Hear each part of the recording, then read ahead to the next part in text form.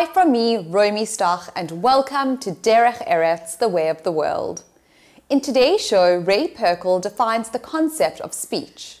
We meet the founders of Purple Splash Studios and learn about the 19th century Jewish sage, the Chofetz Chaim. Speech is a defining characteristic of human beings, part of one's self-definition as an individual and as a group member. Judaism sees speech as a fundamental, theological and ethical component of being human. In Proverbs 18:21, we are warned that death and life are in the power of the tongue. Ray Perkel elaborates further.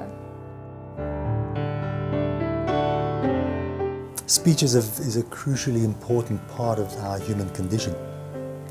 In fact, it's a very interesting thing that most people don't realize. Is if you consider the secular paradigm of the hierarchical kingdoms in creation, we're all very familiar with the idea of the animal, vegetable and mineral kingdoms. In other words, those three domains of reality or domains of created beings comprise the whole universe. There's animal life, there's vegetation, and there's mineral, which is inanimate. Now the Torah, from a Jewish point of view, recognizes a fourth category, medaber, speaker, and that's human. What that tells us is that the human being is not just an animal. The human being is made in God's image. How so? God spoke the universe into being, into existence. God said, "Let there be light." The whole universe was created through speech. That is the divine power which we embody as human beings. So in various senses we are made in God's image, but that's one of the crucially important ones. So speech is our divine capacity to create. And if we allow ourselves to speak unconsciously, which most of us do, we can wreak havoc through speaking negative speech, through focusing our words on critical, judgmental speech, putting things down, focusing on that which is not productive. So we're invited to acknowledge the divinity within our capacity for being speakers and take responsibility for using our speech to be creative, to be creators, to be co-creators with God. So the invitation and the challenge for us as human beings is to recognize that speech is really a divine quality, and we have the choice to be mindful of what we say and what the purpose is for what we say. We can use speech to create. We can co-create a reality with God. God gives us the raw materials of the universe, as we said before, and our job with the resources at our disposal, amongst them being speech, that's the divinity within us, we can create by choosing words that are creative, words that are sensitive, words that are compassionate. We can create a much better reality for ourselves. Derech Eretz within speech is, the Torah gives us very comprehensive guidelines about not maligning other people, even when you know something that's true about another person. Refrain under all circumstances, except very, very sensitively delineated, limited circumstances, from saying anything about that, because words can be very, very destructive. And on the other hand, let's say in the context of parenting, or in the context of friendship, or in the context of education, of teaching, words of kindness and words of acknowledgement can do wonders for evoking the best in other people. And that's something that's where speech can really be gold in our human experience. If we choose our words with sensitivity and appreciation, and we express that, first of all, we're not going to say things that are untrue, and secondly, we're going to be encouraged before we speak to be more observant of what we want to speak about. We're going to notice the qualities in other people before we are able to say anything about them.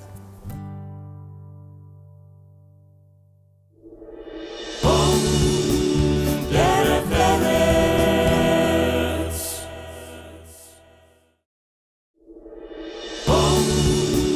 Derech Eretz. Mother and daughter team Helene Pam and Shalene Lepar are on a mission to spread happiness and inspire young minds. Through Shalene's beautiful illustrations and vision and Helene's inspirational words and wisdom, they create products and experiences that touch the hearts and minds of children around the world. Hey Mom, are you looking at the screenshots I sent you? Yes, babe, I have. I received them. I've got them open in front of me. On the first, around the quote, as well as on the second side of the spread. And I think that once this is colored in, I can just imagine it looking like, you know, they could print it out as a poster. It would be just so amazing on a wall. It would be almost like a rainbow. I can play around a little bit more, but that's going to be a little bit okay. What I do feel about that image, that page though, that I feel that it's a bit bland at the back. I feel that it needs something. It's too empty. Okay, I can play around with that. So play around with that and see what you can come up with, especially if this is for adults as well. So make something that is not, that can work both ways. I grew up in South Africa in a very creative home. We read a lot, and in my free time, I was always doing art. And from a very young age, I started reading books on personal development and personal growth. And I discovered that happiness wasn't just something that you had or didn't have. It was a journey. It was an outlook in life, and it's something that anyone can really achieve if they work at it. I have always been a believer in teaching children from a very young age. So when they were very young, I started writing stories to teach them life lessons. And I loved that. I loved that, and they loved them. And my children they loved stories, they loved reading, and we had a lot of books. So what I loved about my mom's stories, they were so from the heart. They always had life lessons in. She always taught us to think deeply into things, and the stories came across as that. The story of Happy Bus, the one that we published, it's a heartwarming story. It's a story of kindness and team building and communication and working together. So they had so many lessons, and they were just touching and moving for me. When my kids grew up, I took my stories and I filed them away. And I filed them away because I didn't believe that I could ever live my dream. So at the time, my mom was going through a bit of a challenging time. And it was a kind of helpless feeling not being there with her. And her birthday was coming up, and I wanted to do something very special for her. So I reached out to her and I said, Mom, can you send me one of your stories that you wrote for us when we were little? I want to publish it for you. So yeah, I wanted to show my gratitude to her and also to give her some purpose in life. And what better way to do that than to fulfill a dream of hers. I think she always, in her heart, she felt she was a writer and she wanted to get those stories published. So I wanted to fulfill that dream for her. I was absolutely blown away when I saw the cover of Happy Bus. And I think, like any parent that's deeply touched, of course, I shed a lot of tears, tears of joy. And her art was just amazing. She brought the story of Happy Bus to life with her magical art. And she went on to have it published. And the amazing thing was that was the birth of Purple Splash Studios. And so we brought out the first book, which was my Gratitude and Dream Journal.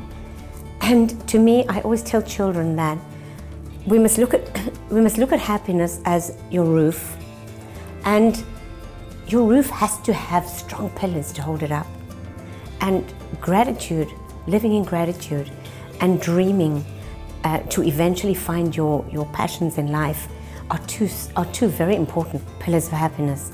So we created an entire journal around gratitude and dreaming, and it's beautifully illustrated. We especially created lots of quotes to help parents get involved, discuss the quotes. They were there to make you think, to make children think. Some of these affirmations that we have are, I'm kind, I'm brave, I'm strong, I'm amazing, I can achieve anything I set my mind to. These are the affirmations that when you say it to yourself, you really start to believe it. You can't say something over and over and not start to internalize it. Even if you don't believe it in the beginning, when you carry on saying it, you do start to internalize it. And that improves your self-esteem, and you start to actualize it. So this is what we want to train kids to do. We want to teach these principles. So affirmations is a very important part of it. Welcome to Kids with a Vision workshop. It is so great to have you guys here. I know we're going to have lots of fun, and you're going to do lots of smiling and lots of laughing. Everybody in the world wants to be happy, right? Right. And today I'm going to take you through some of the steps to help you find your happy place. We're going to start off by getting to know each other, and I want you to just say your first name, and then I want you to tell me one thing that you love about yourself. Rachel, what do you love about yourself? That I'm kind. Oh, I love that, love that. That I'm creative. I love that. And you think? That you have lots of friends, that you look beautiful, that you like your sister, that you have a nice name. There you go, listen to her, she's rattling. That I'm a bookworm. After we created My Happy Place, we created workshops around the journals. And again, as I said, we take some of the pillars of happiness, and we discuss self-reflection, which is very, very important. And we discuss dreaming, the importance of dreaming, to help find your life purpose. I think the more you think about life, the more open you are to things that are available in your life. And so we created the workshop around that, and we also we cover the importance of gratitude, because that is always something that needs discussing. And we discuss a very important section of goals to achieve your dreams and the steps you need to achieve your goals. One thing that makes you smile. Who's going to go first? Me. Okay? Time's already gone. Jokes. Jokes. Great. Tickles. Love that. Took something. Mine was helping others. Beautiful. Beautiful. Great. We're now going to turn to my gratitude tree. My gratitude tree. Find my gratitude tree. Right, and you're going to write one thing there that you're grateful for. And I'm sure I don't have to give you hints about that. You ready to share it? Yeah. Great, let's hear it. We have so much. That's wonderful. My family. Beautiful. I was so grateful. Your family, well, that is so important, isn't it? It is something really, really to be grateful for. So thank you for sharing that with us. It's really, really wonderful. I live in Seattle, my mom's in Cape Town, and that does a little bit of complexities. We have to work around that. We use a lot of Skype and email back and forth. A lot of passionate conversations, sometimes laughs, sometimes tears, but all in the name of doing something creative and doing something that we passionately love. So it's an amazing journey to be in with, and we feel like it's just the beginning. We have so much more to learn, but we also feel like we have so much more to give. My mom, she is an extremely deep thinker. She is one of the wisest women I know. Beautiful heart, completely compassionate to all life. She is an inspiration to so many people. It's amazing how people just open up to her. She inspires me every day. Well, Shailene she is amazing to work with. She is so creative. She is so together. There's nothing that she doesn't get done. But from the creative side, we work together, and it's so so beautiful, and she's also a very deep person, and she also is very passionate about making changes in the world. So, you know, we're both on path. Derech Eretz to me is about education. It's about compassion, kindness. It is about being a mensch, being the best person you can be, and helping others, helping the community, helping the world.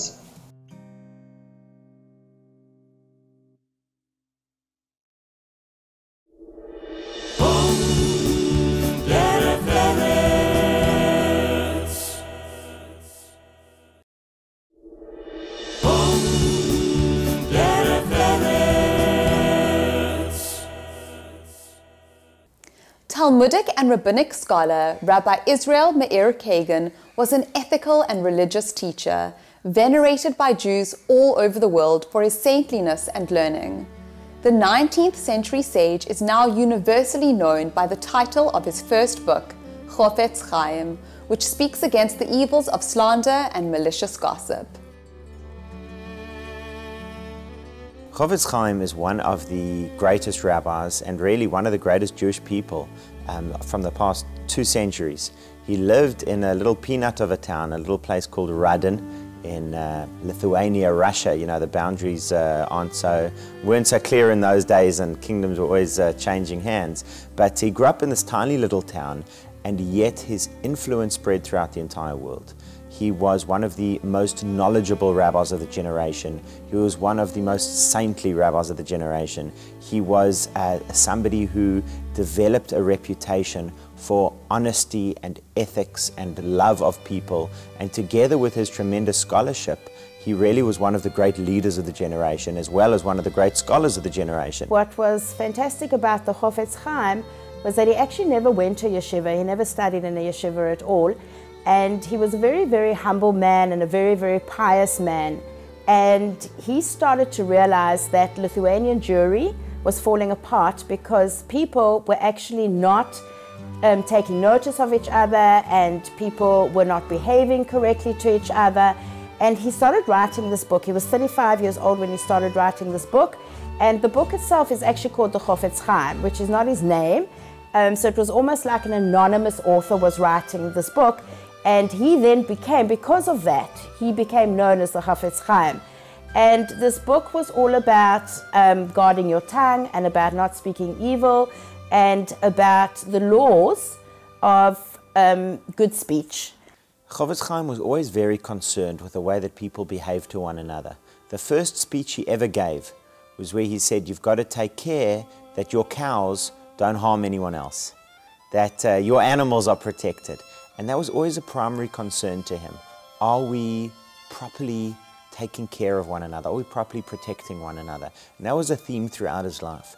And the Chofetz Chaim saw that one of the most important commandments in the Torah, in the Bible, is lashon hara, wicked speech, to guard the way that we speak, to be sensitive towards other people and the ramifications that our speech could have towards them.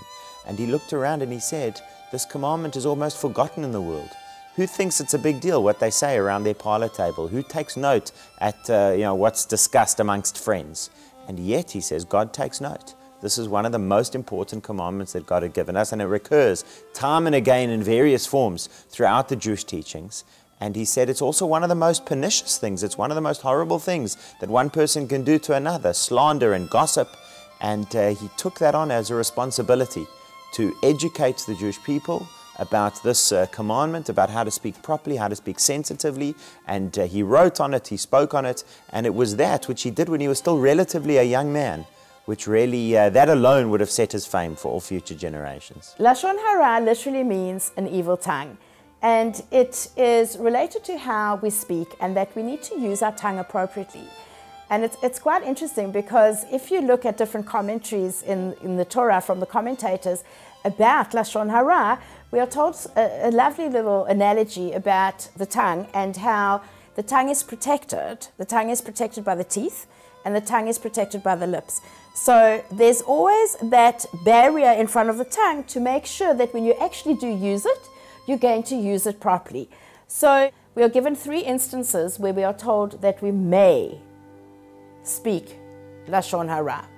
And that is when somebody is going to go into business with somebody, and you as a person know for a fact that that person they're going into business with might not be so ethical. Then you have a duty to actually tell that person so that you can prevent them from losing money. But it's only if you know the story. It can't be based on hearsay. Another one is if you know that somebody's going to marry someone and that person, again, is not an honest, truthful person, then you have an obligation to warn that person. Another one is if somebody's in danger. But these instances are only if it's first-hand information from yourself, and you cannot spread the story around. So you would go to the necessary person to report the information to and not carry on and gossip about it. The Chofetz Chaim lived almost his entire life in this city of Radin, in this really little village. You couldn't even travel there directly. He didn't travel very much. Occasionally he would go here or there. People called on him to attend great conferences, and once or twice he went, but he was really based in his own little village. And yet people came to see him. The great leaders of the world came to see him, and his teachings and his students and his books spread throughout the entire world. What's amazing about all his books is that they're all relevant today. Every single one of his books on Derech Eretz, on Lashon Hara, on the mitzvot, on how to keep the festivals, what to do when the Beit HaMikdash is built, all of those books and all his information is relative for today. I think the closer a person becomes to God, the more he is able to manifest Hashem's all-encompassing love and care and concern for each of us. And I think the Chofetz Chaim, being such a holy person, being such being a person that God was a role model for him. And I think he saw the way in which God takes care of every single creature. And the Chofetz Chaim was able to have that same attitude. For me, the Derech Eretz of the Chofetz Chaim was that he wanted to ensure that the entire society, not just Jews, but every single human being in the world, behaved correctly towards one another, that there was respect, and that you needed humility, that you counseled others, which is something which he did on a regular basis. He didn't just decide things on his own. He was very much about taking into consideration the opinion of others, and that you didn't think that you were too high and mighty for this world. And I think he attained that. I really think that he achieved that with writing his books, that he was able to get his message across. I think it's just for us to take that information and to live it. In Proverbs 13, verse 3, it is said, "He who watches his mouth guards his soul. For one who opens his lips wide, there is ruin." If you have missed any of our past episodes of Derech Eretz, you will be able to watch them on our Derech Eretz Connect YouTube channel. From me, Romy Stoch, and the Derech Eretz team, remember, talking comes by nature, silence by wisdom.